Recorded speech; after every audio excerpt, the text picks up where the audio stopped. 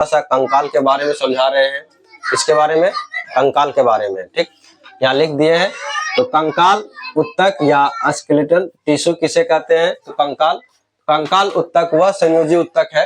कंकाल उत्तक व संयोजी उत्तक है ना, जो हड्डियों और उपास्थियों से मिलकर शरीर के आकार, सहारा, सुरक्षा तथा गति प्रदान करता है।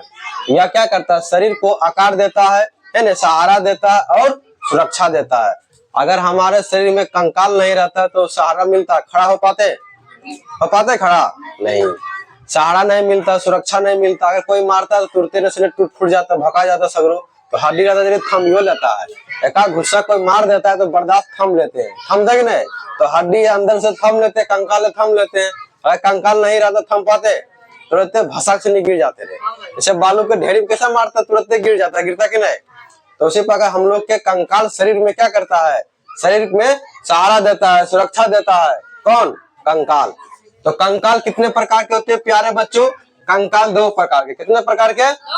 दो प्रकार के कंकाल होते हैं। पहला होता है अस्थि उत्तक, जिसे बोलते हैं बोन टिश्यू। क्या बोलते हैं? तो यह क्या करता है? यह शरीर को कठोर देता है। क्या करता है? यह कठोर और मजबूत उत्तक है। यह क्या? कठोर और मजबूत।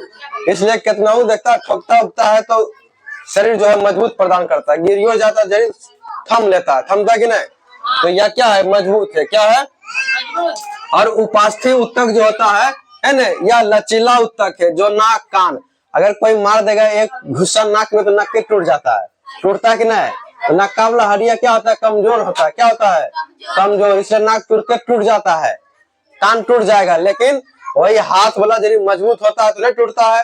तो जो लचीलापन होता है उसमें कौन सा पाया जाता है? उत्तक, उपास्थि उत्तक होता है। क्या होता है? तो जोड़ों है ना, जोड़ों में पाया जाता है। कहाँ पाया जाता है? जोड़ से कि यहाँ जोड़ है, ये सब जल्दी टूट जाता है। गिरने के बाद का ये जोड़ टूटेगा, ये जोड़ टूट जाएगा, है ना। इसको क्या बोलते हैं? जोड़। क्या बोलते हैं? फिर ये जोड़ मतलब जहां से हड्डी जुड़ता है उसको टूट जाता है वहां।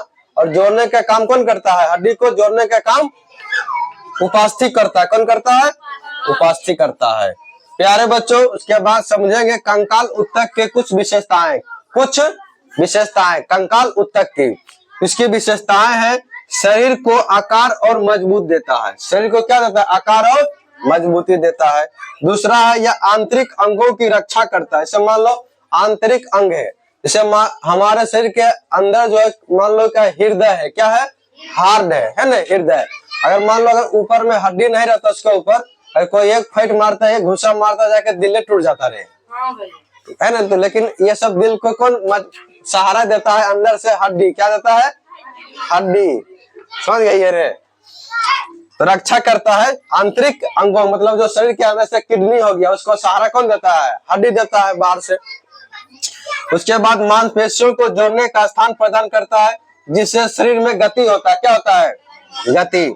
उसके बाद हड्डियों में कैल्शियम एवं फास्फोरस, कैल्शियम और फास्फोरस जैसे खनिज का भंडार होता है। खनिज का भंडार होता है।